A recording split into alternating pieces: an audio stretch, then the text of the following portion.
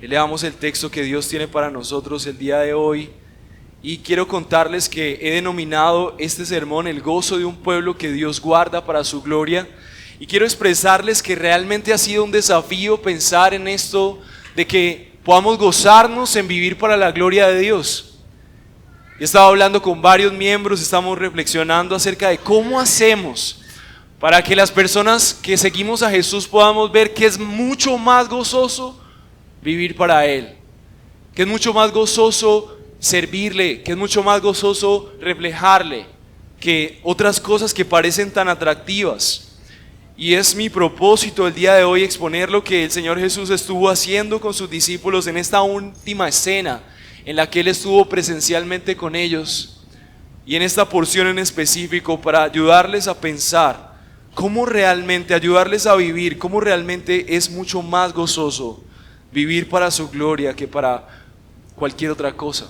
Quiero que vayamos juntos al versículo 9 del capítulo 17, leamos juntos la palabra del Señor. Vamos a leerla desde el versículo 9 al versículo 17.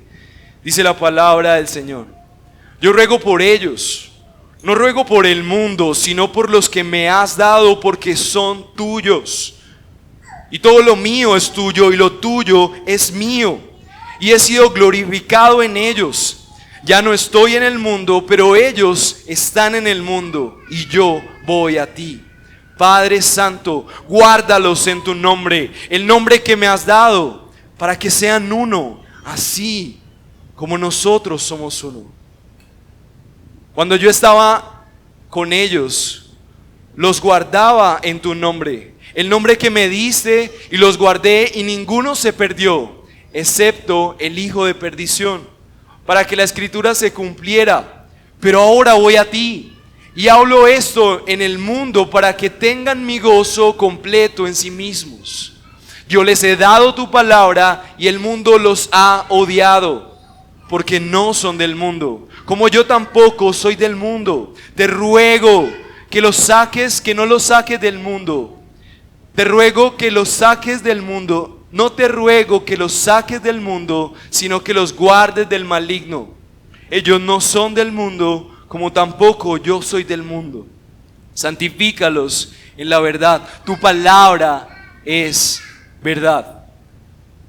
Mis amados, esta es la palabra del Señor. Y como si fuéramos un pueblo que Dios ha guardado para sí, y si estuviéramos conscientes de que Dios existe y Él intercedió a través de Cristo por su pueblo, yo quiero rogarte que juntos hoy podamos orar al Señor para entender la intención del ruego del Salvador. Estamos hablando de que el Señor Jesús está rogando, y nosotros necesitamos ver que si Dios existe y se encarnó y era Dios orando, Él está rogando. Debería interesarnos por qué Él ruega. Así quiero orarle al Señor junto con ustedes, y que podamos pedirle a Él que nos hable y que nos muestre su palabra. Oremos juntos. Señor nuestro, gracias. Gracias por el privilegio que nos das. Gracias porque podemos ver a través de tu palabra, podemos ver a través de la oración que hiciste, la intención de tu corazón, los planes de tu gobierno con el Padre, Señor Jesús. Y te rogamos que, Señor, esto que es tan difícil, que ver tu grandeza, ver deseable tu carácter y tu gloria, Señor, para nosotros el día de hoy sea real.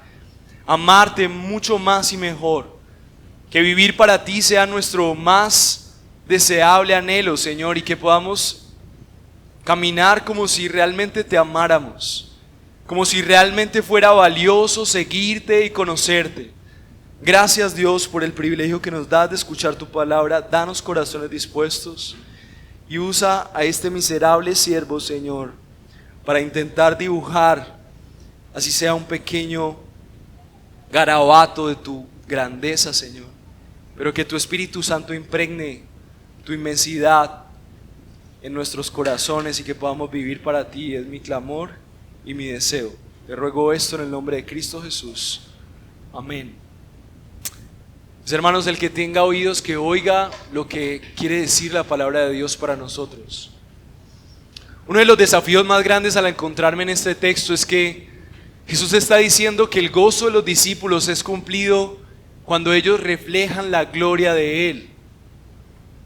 Pero es tan difícil para mí en esta labor de predicación poder compartir cómo la gloria de Dios es mejor que las cosas que ustedes pueden palpar con sus manos. Que estaba pensando en alguna ilustración y recuerdo que en el viaje que tuvimos teníamos una agenda muy apretada y algunos de los espacios que teníamos era para leer libros. Nos daban 2 horas para terminar de leer un libro o para comenzarlo y terminarlo. Y teníamos un lugar donde nos estábamos hospedando y entonces yo regresé con mi libro en la mano, con ganas yo necesito tiempo, a mí no me gusta, si voy a concentrarme, tener interrupciones. Había muchos de mis amigos que les gustaba hablar mucho porque estábamos disfrutando mucho de las relaciones y yo regreso a la habitación y los que estaban en la habitación me dicen vamos a ir a la biblioteca del Congreso a leer. Y yo dije bueno, es una buena idea, es un lugar inspirador. Y fuimos allí, pensé que era un lugar bonito porque estábamos muy cerca de todos estos lugares conocidos ahí en Washington y fuimos. Y cuando empecé a entrar me di cuenta que era un lugar muy lindo, una arquitectura hermosa, mucha pintura, el cielo pintado, el techo. Y me llamó la atención un lugar, mientras subíamos las escaleras, ellos tenían un lugar dedicado a Thomas Jefferson, que era el tercer presidente de Estados Unidos, y ellos tenían ahí su biblioteca. Y era un lugar de no sé cuántos metros cuadrados, de todos los libros de Thomas Jefferson, de piso a techo, increíble, miles de libros de la biblioteca de él. Y me llamó mucho la atención que él tenía un sector en donde era la Biblia, casi era un sector de este ancho, de este alto, en donde habían Biblias, comentarios, como si fuera un pastor. Y yo me fui muy impactado de ver que ese país, en ese tiempo de su establecimiento, era gobernado por gente que tenía estos principios y que al menos seguía a Jesús como un ejemplo de moral. Yo estaba muy concentrado en terminar el libro, así que dije no voy a hacer de este tiempo un turismo porque tengo menos de 2 horas para leer este libro. Y nos sentamos en una banca de ese lugar. Mientras leía y pasaba mis ojos por las páginas, podía apreciar partes del arte que había a mi alrededor, dándome cuenta que realmente era un lugar muy hermoso e importante. Pero todo mi foco estaba en el libro porque yo necesitaba terminar de leerlo. Cuando regreso y empiezo a ver las fotos y empiezo a investigar un poquito más de esto, me di cuenta que mi asombro estaba solamente en un sector de ese lugar por la vida de Thomas Jefferson, pero después me di cuenta que era la biblioteca más grande del mundo, que no tuve tiempo para pasar al sector más importante, en donde están todos los libros y en donde están las cosas más asombrosas. Algún día cuando vuelva seguramente la conoceré más. Pero así como ese acontecimiento puede ser la relación con nuestro gran, inmenso, soberano, infinito Dios. Tal vez era una buena decisión porque tenía una agenda terminar el libro, pero tantas veces en la vida para ti y para mí puede ser que estemos tan concentrados en nuestra pequeña historia que solamente podemos ver una parte de lo que Dios es. Y como estamos tan concentrados en nuestras pequeñas páginas limitadas de nuestra propia historia, no estamos asombrados por la grandeza de lo que Dios es. Y lo que hace el Señor Jesús en esta porción es ayudar a los discípulos a entender mucho más allá de su realidad la grandeza de lo que ellos son, no por lo que ellos fueran como seres humanos, sino por lo que Dios haría en ellos. Primera de Pedro 2:9 nos recuerda parte de lo que Dios está tratando de hacer por su iglesia para que entienda la dimensión de vivir para la gloria de aquel que le llamó. Y lo que el Señor Jesús impregnó en los discípulos fue precisamente eso, y por eso vemos a Pedro En primera de Pedro 2:9, diciéndole a la iglesia: mas vosotros sois linaje escogido, real sacerdocio, nación santa, pueblo adquirido por Dios, para que anuncien las virtudes de aquel que los llamó de las tinieblas a su luz admirable. Y el ser humano, entre tantas cosas atractivas, incluyendo a los cristianos, pierde el privilegio de comprender la dimensión de que existe Dios y que Él es un Dios glorioso. Durante este tiempo me propongo precisamente definir qué es esto de la gloria y cómo nosotros, al estar involucrados en la gloria de Dios como pueblo de Dios, somos los más bendecidos. Pero aquel que no está involucrado en una relación con la gloria de Dios es un hombre miserable, porque no hay nada más grande que la gloria de Dios que crea todas las cosas. Durante este tiempo, el primer punto que me voy a proponer es cuál es el objeto de la oración de Cristo, y tiene que ver con la gloria de Dios. Vamos a ver el versículo 9 al 10. El versículo 11 al 12 vamos a ver la seguridad del pueblo por el que Dios ora. Y por último vamos a ver el versículo 13 al 16, el gozo de la oración del Salvador para su pueblo. Y todo este tiempo me propongo recordarte que Cristo intercede por un pueblo para que viva para Él. Así que tú deberías gozarte, tu mayor gozo debería ser vivir para su gloria. Y una de las preguntas que quiero poner en tu mente es: si Dios existe, entonces ¿por qué no nos gozamos en vivir para Él, en obedecerle, en seguirle, en conocerlo? ¿Qué pasa con el ser humano? Pero lo más triste y la pregunta más desafiante es: ¿qué pasa con la iglesia? ¿Qué pasa con los que dicen conocerle? ¿Qué pasa con tu agenda? ¿Qué pasan los días y no hay gozo por seguirle y obedecerle? Así que vamos a adentrarnos rápidamente en el texto. El primer punto será responder a esta pregunta con el primer punto es: ¿cuál es el objeto de la oración de Cristo? Y vamos a ver qué tiene que ver eso con la gloria. Dice el versículo 9, dice: yo ruego por ellos, no ruego por el mundo, sino por los que me diste, porque son tuyos. Versículo 10, y todo lo mío es tuyo, y lo tuyo es mío, y he sido glorificado en ellos. Así que el argumento del Señor Jesús aquí, la razón por la que Él ora, y el objeto de la oración, más adelante lo vamos a desarrollar, pero la motivación por la que Jesús intercede y el Salvador todopoderoso, Rey soberano, que gobierna sobre cada rincón, ruega al Padre, es porque aquellos por los que Él está rogando, dice el Señor Jesús, he sido glorificado en ellos. Esta expresión quiere decir que en los discípulos hay gloria para aquel que la merece. Y por eso necesitamos definir qué es esto de la gloria. Pude definir esto de la gloria junto con varias definiciones y versículos. La palabra original para definir gloria es peso. Es peso. ¿Y qué quiere decir esto de peso? Es que cuando hay algo muy grande sobre algo, cuando hay algo muy majestuoso sobre algo, tú puedes tener algo insignificante en tus manos. Puedes tener un instrumento podrido, pero si dentro de ese instrumento tú tienes oro, ese instrumento ya no es solamente un instrumento podrido, es el depositario del oro valioso que tiene dentro de sí. Y nosotros debemos de pelear por ver el peso de la gloria de Dios, para poder comprender y amar esto que nosotros decimos cuando nosotros nos llamamos a nosotros mismos: soy cristiano. ¿Qué es lo que nos motiva? Es la gloria de Dios, es el peso de su grandeza, el reflejo de su majestad. Es la sabiduría nunca jamás conocida, impregnando cada rincón del universo y trasladándose a nuestras conciencias en nuestra infinitud, la belleza, el gobierno y el poder infinito de Dios, asombrándonos en nuestra realidad y diciendo: solamente hay un Dios, solamente vale la pena conocerle a Él. Entonces la grandeza es el peso de su gloria, el peso de su grandeza.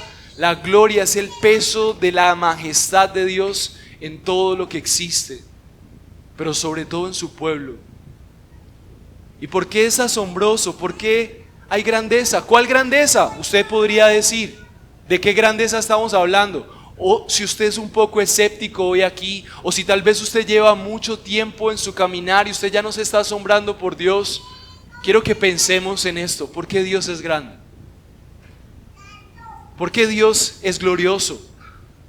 La palabra de Dios dice que Dios es el único ser autoexistente. Isaías 44:24 dice: así dice el Señor tu Redentor, el que te formó desde el seno materno. Yo, el Señor, creador de todo, que extiendo los cielos, yo solo, y afirmo la tierra sin ayuda. Hago fallar los pronósticos de los impostores, hago necios a los adivinos, hago retroceder a los sabios y convierto en necedad su sabiduría. ¿Quién más puede hacer necio a los más sabios? ¿Quién puede explicar cómo un universo en constante expansión, moviéndose a kilómetros por hora, con una rotación a kilómetros por hora, una traslación a kilómetros por hora, con unos grados perfectos de distancia del Sol, que si tan solo se cambiara un grado no sería posible la vida en nuestro planeta? ¿Quién más puede ser el que efectúa la vida en el planeta? Los científicos se han creado una de las más brillantes conclusiones. Como es tan difícil generar las variables en un planeta para que haga la vida, entonces lo que tenemos es un multiverso que hace muchos multiversos y universos al mismo tiempo, produciendo muchos planetas, y alguna vez en alguna de esas variables se dio la Tierra. Es mucho más fácil que exista un multiverso. ¿Pero de dónde salió el multiverso? Tenemos otro gran problema. Lo más fácil es ver lo que dice Isaías: el Señor te formó desde el seno de tu madre. El Señor es el creador y por eso Él es asombroso. Él es soberano. Isaías 40:22. Él es el que está sentado sobre la redondez de la tierra, cuyos habitantes son como langostas. Él es el que extiende los cielos como una cortina y los despliega como una tienda para morar. ¿Cuántos días se demora la tierra en darle la vuelta al sol? Estamos flotando en el espacio y todos los días con exactitud sale el sol. ¿Quién logra eso? No estamos hablando de una semana, son miles de años. Dios, como una cortina, mueve los cielos y las despliega como si fuera una tienda de campaña, porque solamente es Dios grande, glorioso, todopoderoso. El Salmo 141 recuerda el poder de Dios, es su gloria reflejada en el poder. Dice: la gloria de su reino digan y hablen de su poder, para hacer saber a los hijos de los hombres sus poderosos hechos y la gloria de la majestad de su reino. Tu reino es reino de todos los siglos y tu señorío en todas las generaciones.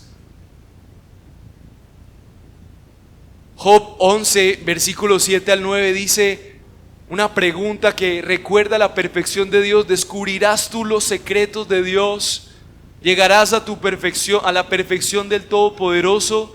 Es más alta que los cielos, ¿qué harás? Es más profunda que el Seol, ¿cómo vas a conocerla? Su dimensión es más extensa que la tierra y más ancha que el mar. Los científicos están asombrados porque no podemos llegar a las profundidades del océano, pero nuestro Dios es más grande que el universo. Y el ser humano no ha podido llegar a la profundidad del océano. Y por eso Job dice: ¿tú vas a poder medir la grandeza de Dios? También Dios es infalible, ningún ser existente es infalible. Daniel dice: y todos los habitantes de la tierra son considerados como nada, mas Él actúa conforme a su voluntad. En el ejército del cielo y entre los habitantes de la tierra nadie puede detener su mano ni decirle: ¿qué has hecho? Nadie lo puede detener. ¿Por qué? Porque Él es Dios. Y esa es su gloria, es su poder, es su grandeza, es su majestad, es su hermosura. Y el misterio que está frente a nosotros es que Colosenses dice acerca de nosotros, dice, a estos Dios quiso dar a conocer cuáles son las riquezas de su gloria y de este misterio entre los gentiles que es Cristo en ustedes, la esperanza de gloria. Entonces lo que está diciendo el apóstol Pablo es que nosotros hoy tenemos el privilegio de ver un destello de la majestad de quien creó, de quien es todopoderoso, de quien es más sabio que ningún ser humano jamás existente y que existirá, quien nadie le detiene. Podemos conocerlo en Cristo. Y por eso vino Cristo. Y lo que está haciendo Cristo en esta porción es precisamente dando a conocer a sus discípulos de que no solamente Él es el reflejo de la grandeza de Dios, sino como dice el versículo 10, el Señor está rogando, ¿saben por qué? Porque Él con su poder ha gestado una comunidad sencilla, como un vaso de barro, como un turista en medio de una biblioteca que no conoce, pero les ha dado la capacidad de conocer su gloria a través de conocerle a Él. Les ha dado el privilegio de ya no ser seres humanos que caminan esclavos de las propias páginas que su propia limitada fuerza puede escribir. Y ahora les ha permitido ver la gloria del Dios creador. Y por eso el Señor Jesús dice ruega, y el objeto de la oración del Señor Jesús es te ruego no por el mundo. ¿Por qué Jesús tiene un objeto tan específico en la oración? La única oración en la que nosotros podemos ver una relación de la Trinidad con su pueblo es esta. Y es la única escena, la última escena de Jesús con sus discípulos. Él desea que cuando ellos vean cómo Él ruega, ellos puedan entender la importancia de ellos, no porque ellos fueran buenos, sino por lo que Dios iba a hacer con ellos. Mi amado hermano, seguir a Jesús no solamente es seguir un programa de reglas. Seguir a Jesús no solamente es ir a la iglesia y dejar de hacer cosas. Seguir a Jesús es ser, a pesar de que no lo merecemos, el instrumento, el pueblo sobre el cual Dios refleja su gloria. Por eso Dios creó al ser humano. Y no hay mayor privilegio para un ser humano que ese. Ser el presidente de la nación más grande del mundo no se compara con ser un cristiano sencillo que puede reflejar la gloria de Dios en su mundo sencillo. Porque ese mundo sencillo, de la mano del reflejo de la gloria de Dios, es mucho más grande que los poderosos que se jactan de su esplendor, de su majestad. Así el Señor Jesús ruega, ruego por ellos, no por el mundo. Jesús no estaba rogando por la gente de toda lengua y nación, Él estaba rogando por ellos. ¿Y quiénes eran ellos? Sus discípulos. Pero si tú eres un discípulo de Jesús, entonces el ruego de nuestro Señor y Salvador, aquel que puede reflejar la gloria de Dios, es un ruego también por ti. Él estaba intercediendo por todos sus discípulos de todos los tiempos. Él estaba asegurándose de que ellos fueran protegidos, resguardados, pero no porque Dios se les haya olvidado, sino porque Jesús estaba orando públicamente. Y lo que estaba exponiendo aquí es que había un acuerdo entre Él y el Padre por cuidar a aquellos que reflejarían su gloria. No sé si estamos entendiendo la dimensión de esto. Si el Dios que crea todo lo que existe, si el Dios que sostiene la tierra y el universo en sus manos, el Dios que crea galaxias a su deseo, el Dios que corre el cielo, el sol y la luna como si fuera una cortina, el Dios que nadie lo detiene, en su corazón, en el centro de sus deseos está guardar a su pueblo, porque es el pueblo que Él diseñó para que refleje su gloria en este mundo que no le conoce. Y eso es demasiado asombroso, eso es demasiado glorioso. Así que ¿cuál es el objeto de la oración de Cristo? Su pueblo. Él está conmovido por lo que Dios ha hecho, porque por primera vez en la historia ahora existe un pueblo con una capacidad nunca antes vista por el poder de su Espíritu Santo, al confiar en aquel que nos mostró la gloria del Dios soberano, de ser un pueblo que pueda reflejar de una manera que nunca se había conocido. Y su amor entonces es por su pueblo. Su amor es rogarle al Padre, guárdalos. Su amor entonces vemos aquí que ruega por ellos y no por el mundo. Hay una separación. Su pueblo es especial para Él. Y también dice el versículo que Él está reflejando que Él ora por ellos porque el Padre se los ha dado. Así que hay un sentido de pertenencia. No ruego por el mundo, sino por los que me has dado, porque son tuyos. Lo que está tratando de hacer el Señor Jesús de que los discípulos entiendan, es que los discípulos entiendan que ya sus vidas no les pertenecen, porque han sido comprados por un Dios que tiene propósitos más grandes para ellos. Y rápidamente yo quisiera que tú pensaras en esto. Hay un sentido limitado en tu vida para proyectarte porque realmente tú sabes que tu vida es para la gloria de Dios. Tú tienes temor de proyectarte en la vida porque Dios ha creado un pueblo para su gloria y tú necesitas saber si realmente lo que vas a hacer es para la gloria de Dios.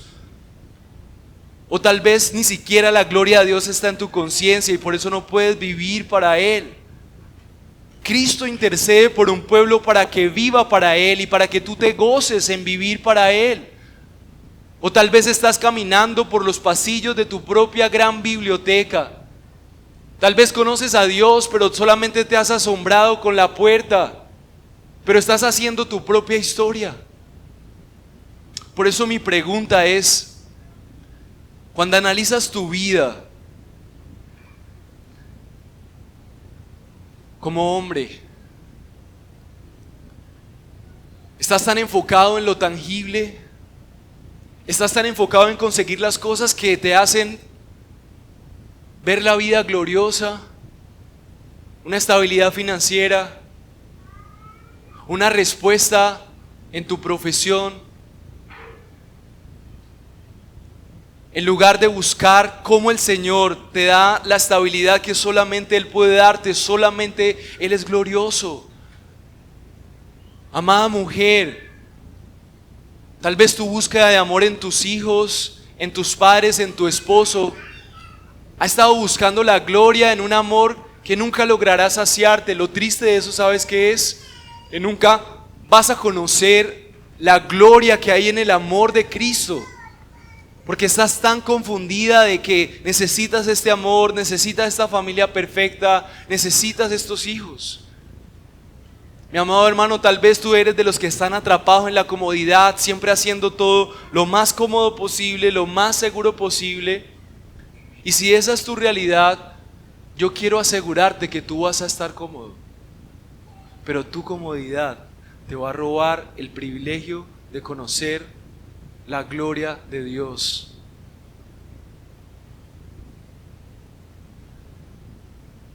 Si tú eres aún un misionero, alguien que quiera servir a Dios, pero tu visión no es vivir para la gloria de Dios, si tú eres el líder de tu hogar y las decisiones que estás tomando no son para vivir para la gloria de Dios, tus mejores decisiones, aún hacer cosas buenas, van a ser tu cárcel. Porque vas a creer que hacer cosas buenas es lo que Dios quería de ti. Dios no quiere gente buena, porque gente buena no hay. Dios lo que quiere es gente que entienda que este mundo necesita reflejar la gloria de Dios. Tus buenas obras no son la gloria de Dios. La gloria de Dios es el reflejo en la vida de un corazón que ama al Dios que es glorioso. Las buenas obras que valen son las obras que vienen producto de un corazón misericordioso, porque entiende cuánto Dios le ha amado, cuánto Dios le ha dado misericordia. La falta de fe, una fe distorsionada, puede llevarte a creer que vivir para la gloria de Dios no encaja con nuestros planes. Uno dice, no, yo no sigo a Dios porque esto no va a encajar con mi vida y esto me va a traer problemas, esto me va a traer dificultades. Servir a Dios tanto de pronto me roba y entonces ¿cómo hago para trabajar? ¿Cómo hago para compartir con mi familia? Mis amados, el que está enamorado del Señor, está viendo su gloria, el Señor le permite reflejar en su trabajo siendo un trabajador con excelencia, porque quiere reflejar la gloria de Dios a través de lo que hace, no va ahí solamente porque le pagan. Una persona que está asombrada por la gloria de Dios, una persona que entiende que Dios es su Padre y va a ser mejor Padre. Y la gloria de Dios dirige la vida de su pueblo. Pero mis amados hermanos, lo que dice el Señor Jesús en este versículo es que ellos pueden reflejar la gloria de Dios en el versículo 19 porque ellos son de Él, porque hacen parte de una unión con Él. Dice, todo lo mío es tuyo y lo tuyo es mío y he sido glorificado en ellos. Es como un sentimiento de pertenencia. Esto solamente es posible para aquellos que pertenecen a Dios. Así que tú vas a ver la gloria de Dios reflejándose en su vida cuando tú ves a la gloria de Dios frente a frente, pero esto no es posible para aquellos que viven para su propia gloria. Así que yo quiero hacerte ese llamado para evaluar qué es lo que dirige tu vida. Pueden ser planes buenos aún por tu familia, para tu mamá, para tus hijos, pero si tú no estás anhelando cómo Dios te permite reflejarle a Él para que el mundo le conozca, tú estás viviendo para tu gloria. Cualquiera que sea el plan, por bueno que sea. Cristo vino a salvarnos de vivir por nosotros mismos. Cristo vino porque el mundo aún usaba la religión para su propia seguridad. ¿Cuál fue el problema de los judíos? Usaron la religión para protegerse. Pero no era para la gloria de Dios, era para su propia gloria. Era para poder distinguirse, para poder conservar su cultura, para poder jactarse de que ellos sí eran el pueblo verdadero de Dios. Pero cuando se les hablaba de evangelizar, no, somos nosotros, ellos no merecen, son gentiles, son impuros. ¿Ven cómo funciona esto?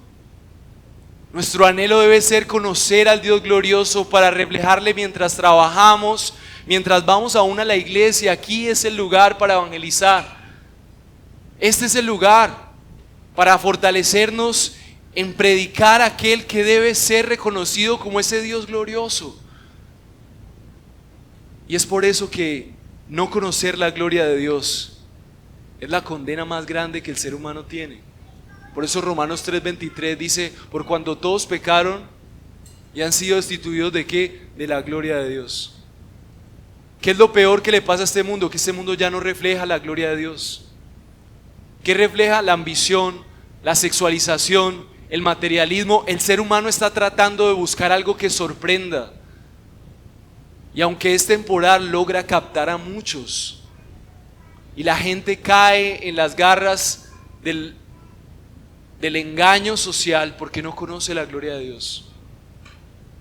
Y por eso, mi amado hermano, yo quiero decirte que Cristo vino a generar una unión que no existía con Dios.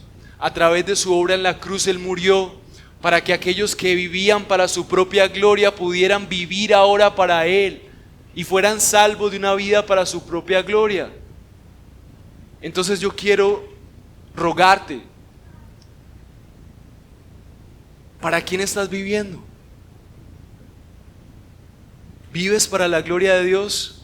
¿Son tus esfuerzos que van a redundar en que Dios sea más conocido, en que la gente conozca el esplendor de Él, su misericordia a través de su paternidad, su amor a través de la misericordia que tienes con las personas? La mayor condena que puedas vivir es no conocer la gloria de Dios. Así que si no conoces la gloria de Dios, hoy es el día en donde tú puedes arrepentirte de vivir para ti mismo porque eres esclavo de una vida solamente para ti.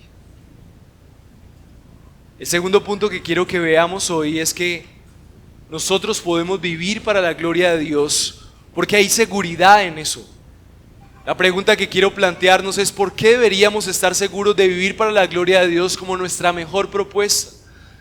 El versículo 11 sigue orando el Señor Jesús diciendo, y ya no estoy en el mundo, mas estos están en el mundo, y yo voy a ti, Padre Santo, a los que me has dado, guárdalos en tu nombre para que sean uno, así como nosotros. ¿Ven la razón por la que Jesús está orando? Jesús está orando para que haya tal unidad entre Él y su pueblo, que ellos puedan ser uno. Porque Él sabe que esa unidad es la que produce junto con Él la oportunidad de reflejar quién es Él. Y para eso fuimos creados. Versículo 12, cuando estaban ellos en el mundo, yo los guardaba en tu nombre. A los que me diste yo los guardé, y ninguno de ellos se perdió, sino el hijo de perdición, para que la escritura se cumpliese. Lo que está diciendo el Señor Jesús es que su propósito fue guardar a su pueblo porque los ama. Pero por el propósito que Dios tiene con su pueblo, que es reflejar su gloria, Cristo intercede por un pueblo para que viva para Él. Gózate en vivir para Él. Esa va a ser tu seguridad, porque el centro de los propósitos de Dios es reflejar su gloria. Dios desea reflejar su gloria en un mundo que perdió su gloria. El pecado, nuestro egoísmo, nuestras prioridades, nuestra vanagloria hace que este mundo gire en torno a la gloria de los hombres. Y el problema de la gloria de los hombres es que nosotros somos egoístas, nosotros somos rencorosos, nosotros somos ambiciosos. Y esa ambición y ese rencor no tiene límites, y eso está destruyendo tu familia, eso está destruyendo el mundo. Y lo que el Señor desea es guardar y atesorar a ese pueblo para que pueda reflejar la gloria de Dios. Y por esa razón, la seguridad de vivir para la gloria de Dios es que si tú vives para la gloria de Dios, tú serás el objeto del cuidado de Dios. El tesoro de Dios, después de su propia gloria, es un pueblo que puede reflejarle. Es un pueblo que fue diseñado para mostrar quién es el Dios que ha creado. Así que ¿por qué nosotros podemos estar seguros de que vivir para la gloria es lo mejor? ¿Por qué podemos morir a nuestras comodidades? ¿Por qué podemos renunciar a nuestras riquezas? ¿Por qué podemos tener una agenda enfocada en Él? Porque vivir para la gloria de Dios hace que tú estés en el centro de la mano del Dios que ha rogado al Padre y que se ha puesto de acuerdo durante todos los tiempos para preservar a su pueblo. ¿Por qué?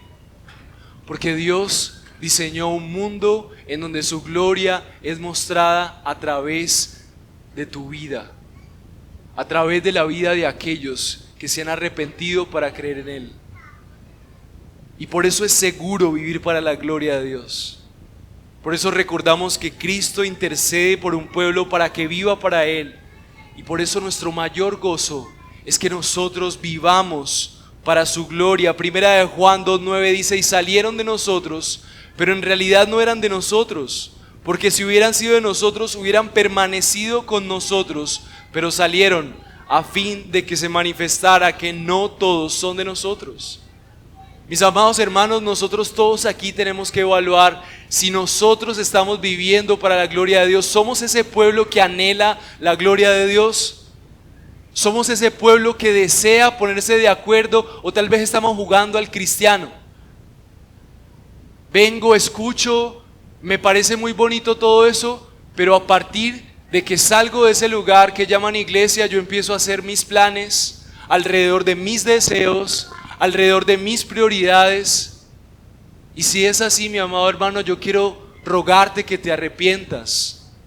No solamente porque lo ordenamos aquí y sería bueno que sigas a Dios, sino que vivir para tu propia gloria te está robando la única oportunidad de conocer la vida que vale la pena vivir, y es conocer al que inició todo. Él es el origen de todas las cosas buenas que existen, y si sigues viviendo para tu gloria, encontrarás placer, encontrarás dinero, encontrarás amores, encontrarás proyectos finalizados, pero encontrarás también un corazón vacío, porque fuiste creado para reflejar la gloria del Señor. Así que te ruego, arrepiéntete, tú cristiano. Si crees que ser cristiano es solamente venir, escuchar un sermón mientras sigues haciendo planes, arrepiéntete. Y ruégale al Señor: Señor, ayúdame a entender lo glorioso que es vivir para ti. Yo quiero ser el objeto de aquellos que tú cuidas. Mi amado hermano, quiero preguntarte: ¿tú puedes traer delante de este lugar algo que sea más seguro que el Dios Todopoderoso, que ha controlado este planeta y el universo durante todo este tiempo? ¿Acaso habrá algo en las manos de Dios que no pueda solucionarse, que haga parte de tu vida y que te preocupe? ¿Acaso habrá algo digno que se robe la atención que solamente el Dios glorioso merece en tu vida? Los cristianos cada día deberíamos estar en lugar de buscar amor en el refugio de personas. Deberíamos caer todos los días de rodillas delante del Dios que con su amor puede restaurarnos y darnos lo que necesitamos. ¿Crees que tus fuerzas y tu ímpetu, tu orden en tu trabajo lograrán darte la seguridad? ¿Hacer un futuro glorioso? No, porque no eres Dios. Porque no tienes el poder, porque solamente existe un Dios. Y Dios está proponiéndole a sus discípulos, al igual que te propone a ti, he intercedido por ti para que ya no tengas que llevar la carga de tu ser glorioso, de ganarte un nombre, de ganar un estatus. Porque en Cristo su pueblo tiene el mayor estatus que cualquier hombre puede tener, y es el pueblo que, aunque sencillo, puede reflejar la gloria de Dios.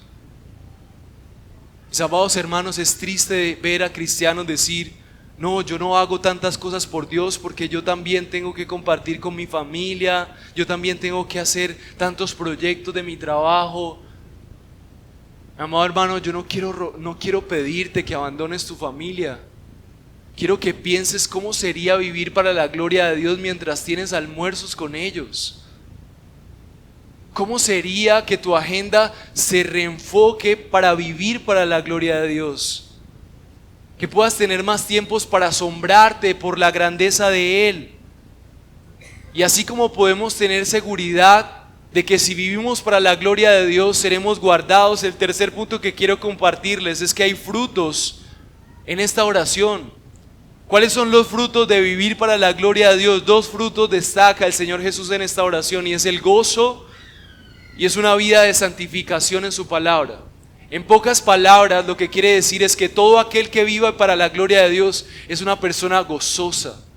Y toda persona que vive para la gloria de Dios es una persona que está avanzando, que está creciendo, que está cada vez bendiciendo más a otros. Miren lo que dice el versículo 13, dice: pero ahora voy a ti y hablo esto en el mundo para que tengan mi gozo cumplido en sí mismos. El Señor Jesús está abriendo la dimensión de la grandeza de quién es Él para mostrarte a ti y a mí. Necesitas despertar. Ya no más creas que tu gozo está en estas cosas pasajeras. ¿Acaso no has experimentado lo que se siente después de unas largas vacaciones, darte cuenta que eso no satisfizo tu alma?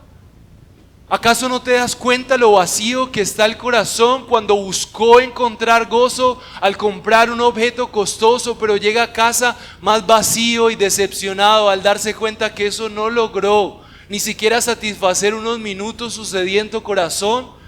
¿Acaso no te has dado cuenta cuando caes en los deseos más oscuros de tu corazón, el placer tan corto y la culpa tan grande? ¿Acaso no te das cuenta que este mundo no está diseñado para saciar tu corazón? Porque tu corazón está diseñado para saciarse en las glorias del carácter incomparable del Dios creador. Hoy necesitas decidir que Cristo abrió una puerta a través de esta oración para que tú tengas su gozo. Cristianos deprimidos porque no pueden ver a Dios y su gloria y están anhelando ser como aquellos que van para el infierno. Mi amado hermano, nuestro gozo debe ser que si el cielo existe y si el Rey vuelve, el Rey vendrá, Él establecerá su reino, Él gobernará con su pueblo y aquellos que hoy fueron pobres serán ricos junto a Él. Compartiríamos con un hombre millonario. Es parte del equipo de misioneros en una de las iglesias que tuvimos relación, y él nos miraba con impresión y decían: yo soy millonario, pero en el cielo yo voy a ser su arrendero en su casa, porque ustedes lo han dejado todo por el Señor. Y cuando yo lo miraba, yo decía: yo no tengo nada de que jactarme en eso. Pero este señor ha entendido que el propósito de la vida es servir al Rey verdadero. Cuando el Rey vuelva, los millonarios no serán los millonarios. Los privilegiados no serán los que tienen las posiciones, sino los que hoy, en un día sencillo como este, decidieron servir a aquel que merece toda la gloria. ¿Hacia dónde se enfocan tus planes y tus seguridades? ¿Es acaso la gloria de Dios un pequeño porcentaje de tus planes? Si no es así, yo te ruego, arrepiéntete, porque las glorias pasajeras de este mundo te engañaron y eres esclavo de ellas. Pero la buena noticia y la hermosa noticia es que la gloria de Dios, el único que puede liberar tu corazón esclavo de las glorias pasajeras, se reveló en Cristo y ha muerto por aquellos que vivían para su propia gloria, y ahora, antes de ir a la cruz, ese Salvador predeterminado por el consejo de Dios dice: Señor, te ruego por ellos, guárdalos para que tengan mi gozo. ¿Y cuál es el gozo del ser humano? Vivir para la gloria de Dios. No hay otra salida. Este mundo no fue creado por los humanos, este mundo fue creado por un Dios que dijo: el ser humano va a ser feliz, gozoso cuando viva para servirme a mí, porque yo soy el Rey, no hay nadie como yo, y yo voy a dar misericordia a los que vivan para mí. Yo voy a dar gozo. Y el Señor Jesús ruega por eso. Versículo 14 dice: yo les he dado tu palabra y el mundo los aborreció, porque no son del mundo, como tampoco yo soy del mundo. El versículo 14 le está ayudando a los discípulos a entender: estás aquí, disfrutas de los deleites de la comida, ves la hermosura de las riquezas de los demás, tus ojos codician lo que hay aquí, pero tu mente tiene que recordar: no perteneces a este plano, hay un plano mucho más verdadero. ¿Y qué nos recuerda eso? Cristo es la pista más grande de que este mundo no lo es todo. ¿Por qué? Porque Cristo resucitó, ascendió a los cielos, más de 500 personas lo vieron ascenderse. ¿A dónde se fue Jesús? Estaba vivo. Hay un reino venidero, hay una ciudad santa, hay un Dios que vendrá a establecer su gobierno. No te dejes distraer por la pobreza, por las necesidades, por la enfermedad, y pon tus ojos en el Dios que es glorioso. Y recuerda, así como dice el Señor Jesús: el mundo los aborreció porque no son del mundo, no pertenecemos a este sistema. No trates de ser feliz con lo material, cuidando tu belleza, perderás tu imagen. No serás igual de hermosa en unos años, no serás igual de importante, no tendrás el mismo trabajo y tu dinero no podrá comprar tu felicidad. Tu gozo está en recordar que estás en este mundo, disfrutas de las cosas que hay aquí, pero no perteneces a Él, porque Jesús no pertenece a este sistema. Pero la aplicación más gloriosa en el versículo 15 dice: no te ruego que los quites del mundo, sino que los guardes del mal. Jesús era bien realista. Él no quería cristianos abstraídos. No, ahora yo no me relaciono con nadie porque yo soy el pueblo elegido. No. Él quiere que tú estés entre los pecadores, guardando las proporciones. Pero ahí en tu trabajo es donde tú puedes reflejar la gloria de Dios. Ahí, en tu barrio, ahí en tu familia, ahí en donde estás. Vienes a la iglesia, convives con aquellos que son parte del pueblo que refleja la gloria de Dios, te preparas y sales al mundo, y Dios te usa para decirle a las personas que no tienen esperanza y que están engañadas en las realidades de este mundo: hay una gloria más grande, hay un Dios por encima de estas glorias pasajeras. Su amor y su gracia son más resplandecientes que los placeres, que las metas terrenales, que nuestras propias esperanzas familiares. Él es mejor.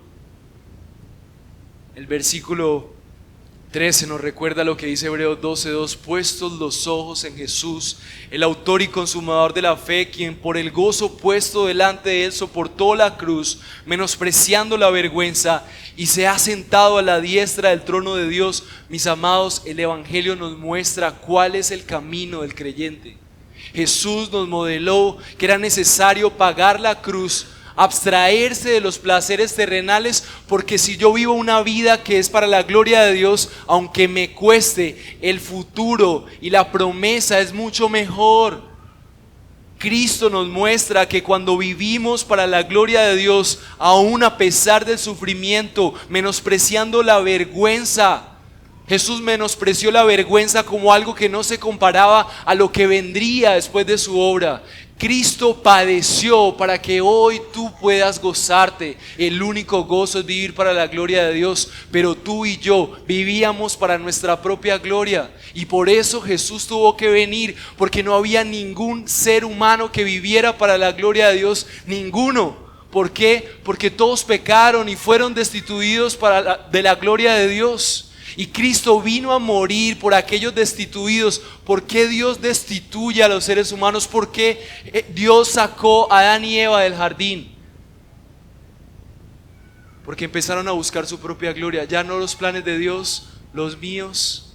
Y como Dios es bueno, Él va a seguir detrás de mí, siempre ayudándome. No, mis amados, o vivimos para la gloria de Dios, o vivimos para nuestra propia gloria. Y la conclusión es que todos los seres humanos, gracias al pecado, hemos vivido para nuestra propia gloria. No hay quien nosotros amemos más que a nosotros mismos y a nuestras comodidades. Pero la buena noticia es que Cristo vino a tomar el lugar de los que vivían para su propia gloria. Se despojó de su gloria y fue a la cruz como un humano desnudo, sangrando, siendo humillado, y Él menospreció la humillación para que algún día Él pudiera orar y decir, así como dice el versículo 14: les di tu palabra. Versículo 15: no te ruego que los quites del mundo, sino que los guardes del mal, porque su obra abre la puerta para que su pueblo sea su pueblo. Vuelvan a vivir para su gloria. Jesús revierte corazones que viven para su propia gloria para que ahora vivan para Él. Pero la pregunta práctica entonces es: ¿cómo hacemos? ¿Cómo hacemos para vivir para la gloria de Dios? ¿Qué tenemos que hacer para que estas realidades sean realidades cada vez más reales en nuestras vidas? El versículo 16 nos recuerda que no somos del mundo. Pero entonces, ¿de dónde nosotros sacamos la inspiración? Versículo 17: ¿cómo hacemos para perseverar? Dice el ruego final del Señor Jesús en esta porción de guárdalos, santifícalos en la verdad. Tu palabra es verdad. Mis amados hermanos, ¿de dónde viene la indicación para cómo nosotros tenemos que vivir para la gloria de Dios? Es de su palabra. Así que el Señor dice: te ruego para que su gozo sea cumplido, que ellos puedan gozarse en vivir para la gloria de Dios. Pero esto solamente será posible si ellos son santificados en la verdad. ¿Qué significa santificar? Es hacer santo. La palabra santificar es cómo Dios cada vez te ayuda a entender que no tienes que vivir para ti. Cómo tú puedes entender que no vale la pena una vida viviendo para ti, y cómo vale la pena una vida para la gloria de Dios. Yo no puedo convencerte, pero la palabra de Dios puede hacerlo. Y la palabra de Dios nos muestra que el Señor Jesús sabía que la única manera de que su pueblo viviera para su gloria es que la palabra de Dios hiciera el trabajo de irlos cada vez alejando más de una vida para su propia gloria. Así que si algo tienes que hacer es pasar más tiempo en la palabra de Dios.